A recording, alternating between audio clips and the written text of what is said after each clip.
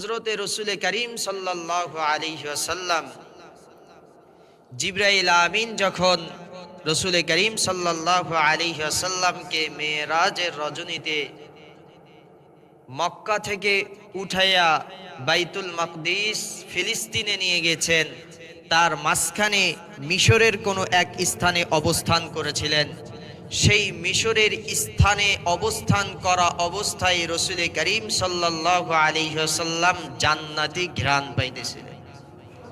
সুবহানাল্লাহ, আরো আসতে বলেন। কিসের ঘ্রাণ পাচ্ছিলেন? জান্নাতের ঘ্রাণ পাইতেছিলেন। রসুল করিম সাল্লাল্লাহু আলাইহি ওয়াসাল্লাম জিবরাইল আমিনকে জিজ্ঞাসা করলেন, জান্নাতে তো এখনো যাই নাই, মিশর থেকেই আমি জান্নাতের ঘ্রাণ পাচ্ছি। তখন জিবরাইল আলাইহি ওয়াসাল্লাম রসুল করিম সাল্লাল্লাহু আলাইহি ওয়াসাল্লামকে বলছেন, ইয়া রাসূলুল্লাহ, আপনি জান্নাতি ঘ্রাণ এখানে কেন পাচ্ছেন জানেন? বলতেছে, না আমি তো জানি না। বলতেছে, এখানে একটা কবর রয়েছে, যেই কবরের মধ্যে একসাথে 4 জন ব্যক্তিকে কবর দেওয়া হয়েছে। এই কবর থেকে এই ঘ্রাণ আসতেছে। বলতেছে, কাদের কবর এটা? রসুল করিম সাল্লাল্লাহু আলাইহি ওয়াসাল্লামকে হযরতে জিবরাইল আমিন এবার বর্ণনা করে শোনাইতেছেন, ইয়া রাসূলুল্লাহ, এটা হচ্ছে ফেরাউনের মেয়ের দাসীর কবর। কার কবর? ফেরাউনের মেয়ের দাসীর কবর। সেই ফেরাউনের মেয়ের দাসীর নাম কি ছিল? সেই ফেরাউনের দাসীর নাম ছিল হচ্ছে মাশিতা। মাশিতা আসছে মুশতুন থেকে, অর্থাৎ যে চিরনি করে দেয়। ফেরাউনের মেয়েকে যখন ওই ফেরাউনের দাসী মাথার চুলগুলো চিরনি দিয়ে আশ্রয় দিতেছিল, এমন সবাই মাথার চুল আশ্রাইতে আশ্রাইতে হাত থেকে মাশিতার চিরনিটা পড়ে যায়। পড়ে যাওয়ার সঙ্গে সঙ্গে দিল থেকে বেরিয়ে আসে ইন্না লিল্লাহ। কি বাইর হয় বলেন? চিরনি যখন হাত থেকে পড়ে গিয়েছে, সাথে সাথে বাইর হয়ে গেছে ইন্না লিল্লাহ। একজন ব্যক্তি যখন ইমানদার হয়, মুসলমান হয়, কোনো বিপদে পড়লে, কোনো কিছু হইলেই সে ইন্না লিল্লাহ বলবে। যখন ইন্না লিল্লাহ বলছে, ফেরাউনের মেয়ে দিলের মধ্যে অনেক খুশি হয়েছে। হওয়ার পরে ভাবতেছে, হয়তো আমার আব্বাকেই আল্লাহ বলছে। বলতেছে, তুমি ইন্না লিল্লাহ বললা, তারাও তোমার পুরস্কারের ব্যবস্থা করতেছি।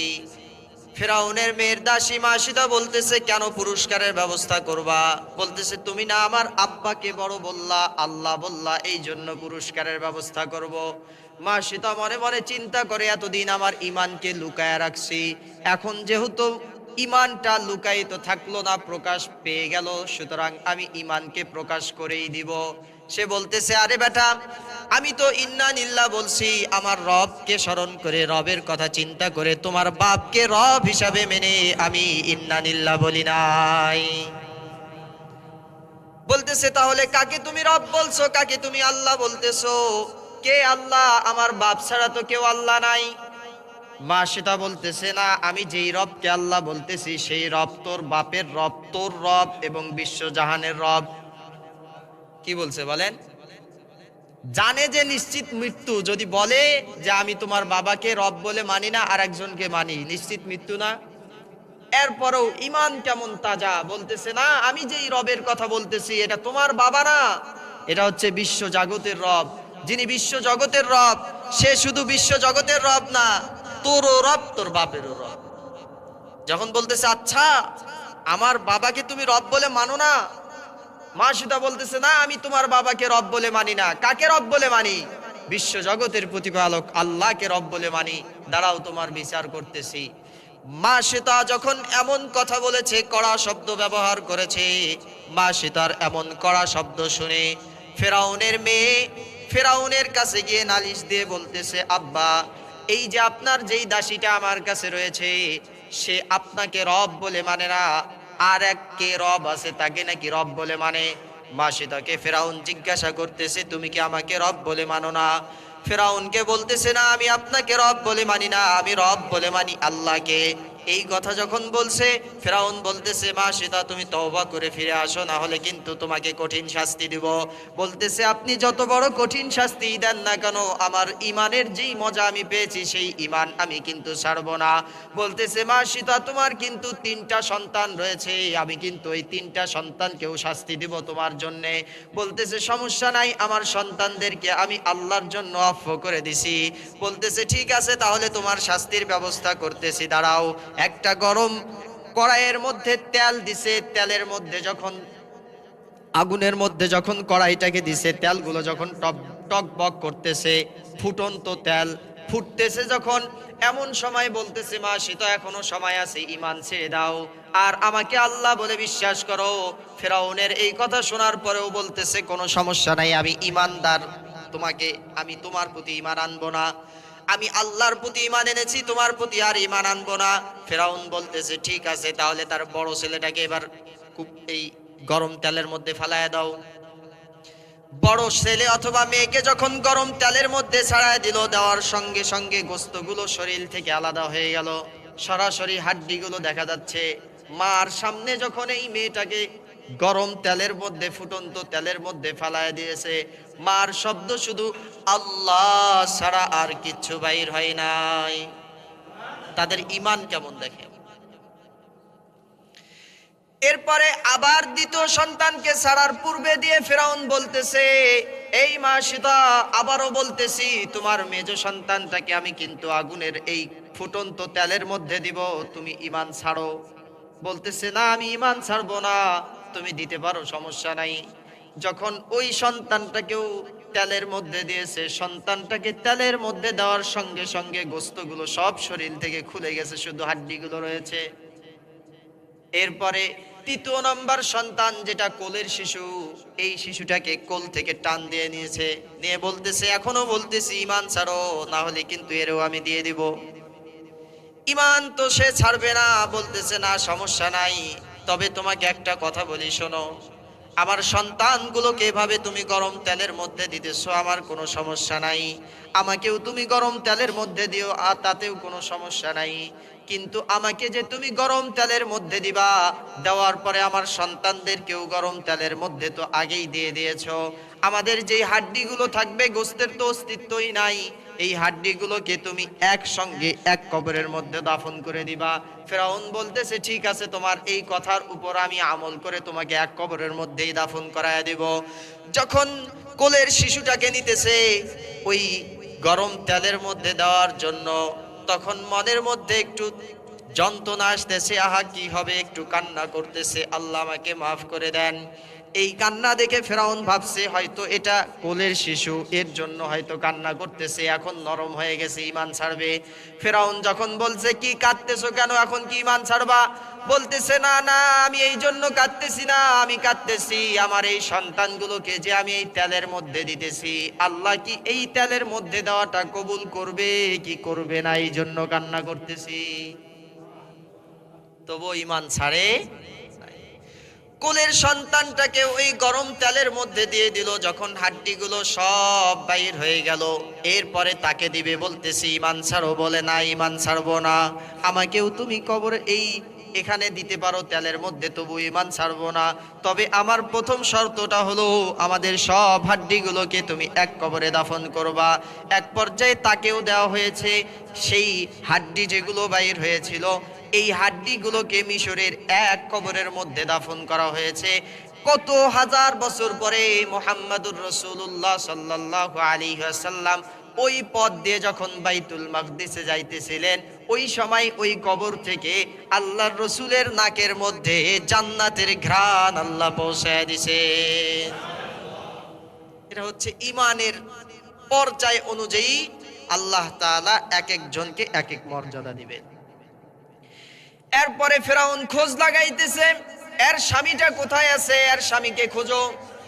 স্বামীকে খোঁজ নিতে জঙ্গলের মধ্যে গেছে, জঙ্গলের মধ্যে নামাজ পড়তেছে স্বামী। চতুর্দিকে সব পশু প্রাণীরা পাহারা দিতেছে, আর স্বামী মাঝখানে নামাজ পড়তেছে। সুবহানাল্লাহ বললেন। যখন আপনি আল্লাহর জন্য হয়ে যাবেন, তখন সব কিছু আপনার জন্য হয়ে যাবে।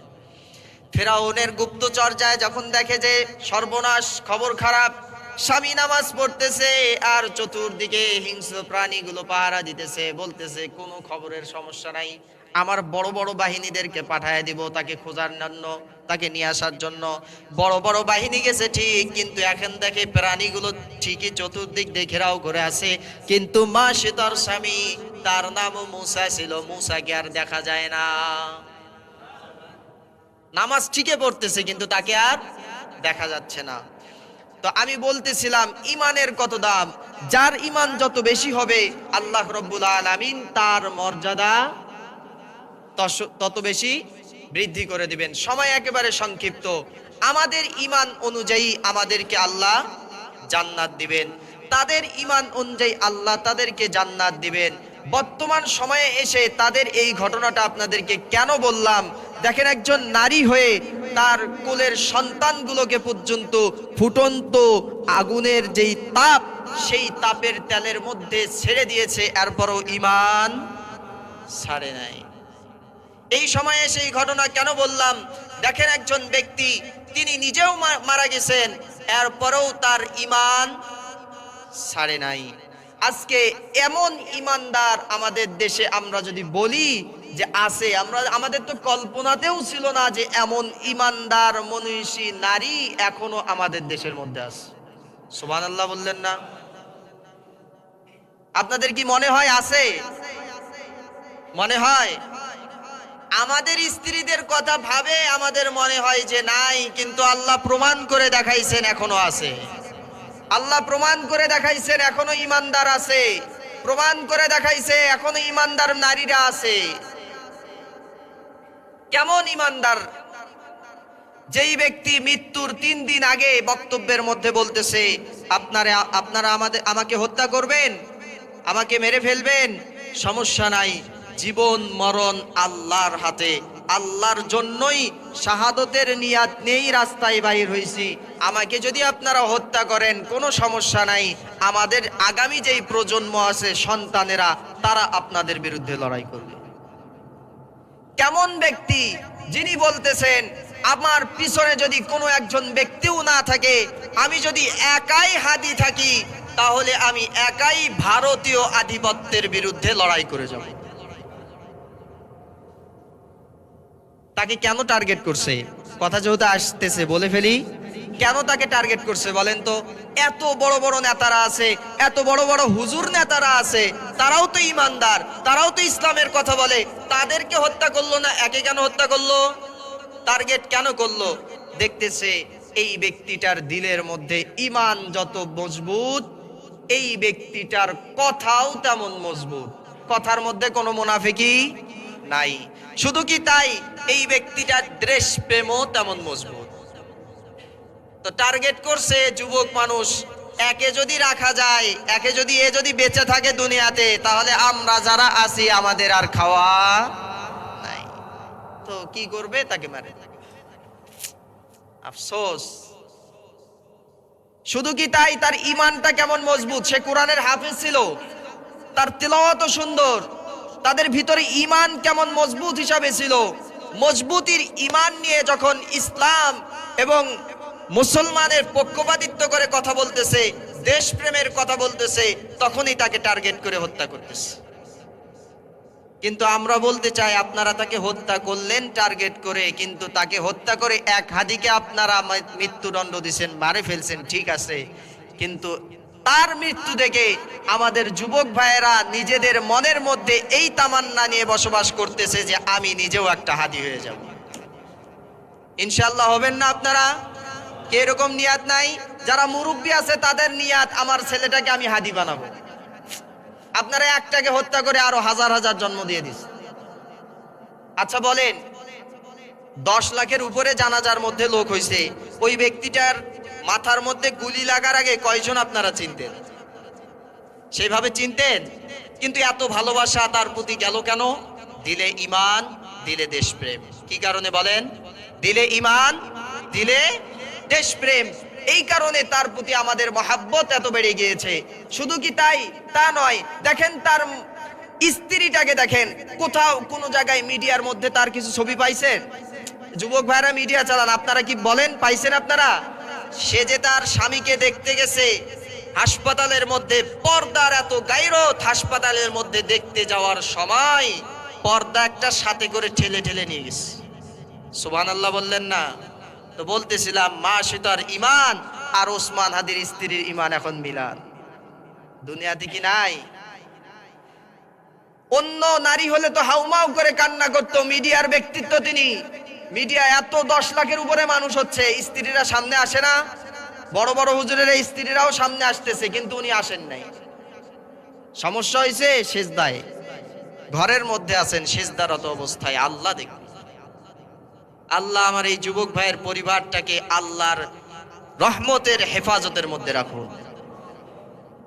শুধু কি তাই, দেখেন তার জানাজার মধ্যে 10 লাখের উপরে মানুষ এসেছে। আপনারা যারা যাইতে পারেন নাই, আপনারা তার জন্য কাঁদেন নাই? কাঁদেন নাই মুনাজাতের মধ্যে? তার জানাজার মধ্যে কত মানুষ এসেছে, 10 লাখের উপরে আম মানুষ। কিন্তু যুবকটা দেখেন কত দেশপ্রেম, শুধু মারা গেল, মারা যাওয়ার পরেই তার দেশপ্রেম দেখেন দুইটি কারণে হয়েছে, এক দেশপ্রেম থাকার কারণে আর এক ঈমান থাকার কারণে। এমন কোন ব্যক্তি আমি আমার জীবনে দেখি নাই, একজন আওয়াম মানুষ মারা গিয়েছে, কোটি কোটি হাফেজ, কোটি কোটি আলেম বাংলাদেশের তার জন্য তাহাজ্জুদে উঠে কান্না করতেছে। দেখছেন আপনাদের নজির? তো বলতেছিলাম যার ঈমান যত বেশি তার মর্যাদা আল্লাহর কাছে তত বেশি, তার স্ত্রীর মর্যাদাও আল্লাহর কাছে বেশি, তার মর্যাদাও আল্লাহর কাছে বেশি। আর একজন ব্যক্তির জন্য নাকি উলামা একরামরা কাটতেছিলেন, আমাদের হুজুরেরা বলেন সেই ব্যক্তিটা হচ্ছে শহীদ প্রেসিডেন্ট জিয়াউর রহমান। নাম বলেই দিলাম। কার জন্য কাটছে?